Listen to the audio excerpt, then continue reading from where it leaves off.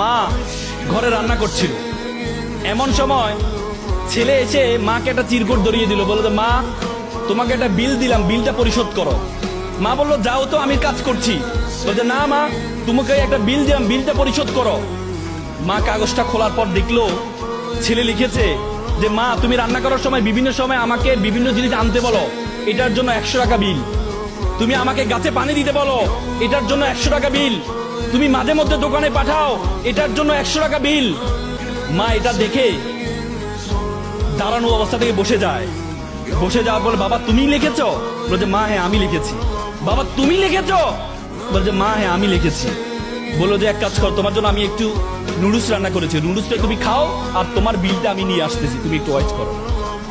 মা একটা কলম নিয়ে সে কাগজের বিপরীত পাঠে লিখলো, বাবা 9 মাস তোমাকে পেটে ধারণ করেছিলাম, জীবনে এত কষ্ট, টানা 9টা মাস তোমাকে আমি বহন করেছি।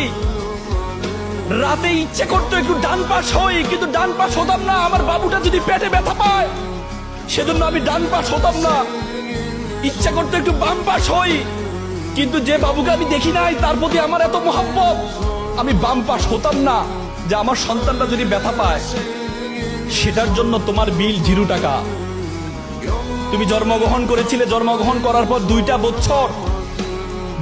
বছর যে পরিমাণ ঘুম ভেঙেছে আমার, যে পরিমাণ প্রায় 6 মাস টানা, 6 মাস পরিমাণ ঘুম আমি ঘুমাই নাই আমার সন্তানের জন্য, সেটার জন্য বিল 0 টাকা। তুমি পিঠা পছন্দ করতা, ওই দিন পিঠা রান্না করেছিলাম তোমার জন্য, পরিবারের সকলে পিঠা খেয়েছে। সর্বশেষ একটি পোড়া পিঠা ছিল, সারাদিন কিছু খাইনি, চিন্তা করেছিলাম পিঠাটা খাবো। তুমি বাইরে থেকে দৌড়িয়ে এসে বললাম মা এটা কি অন্য পিঠা, এই পিঠাটা আমি খাবো। আমি তোমার দিকে একটু তাকিয়ে আমার সন্তানের হাসি দেখে নিজের পেটের মধ্যে যে খিদা আছে সেই খিদার দিকে আমি তাকাইনি, সে খিদার দিকে আমি তাকাইনি, আমি তোমাকে সেই পিঠাটা দিয়ে দিয়েছিলাম।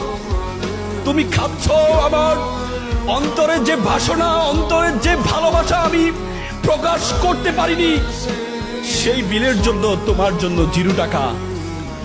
সন্তানকে যখন দেয়া হলো, সন্তান এটা দেখে মাকে জড়িয়ে ধরে কান্না করে বলল মা তোমার কাছ থেকে কোনো বিল আমি চাই না। চুমু খেয়ে ছেলে কান্না করে দিয়েছিল। আজকে আমরা প্রতিদান চাই।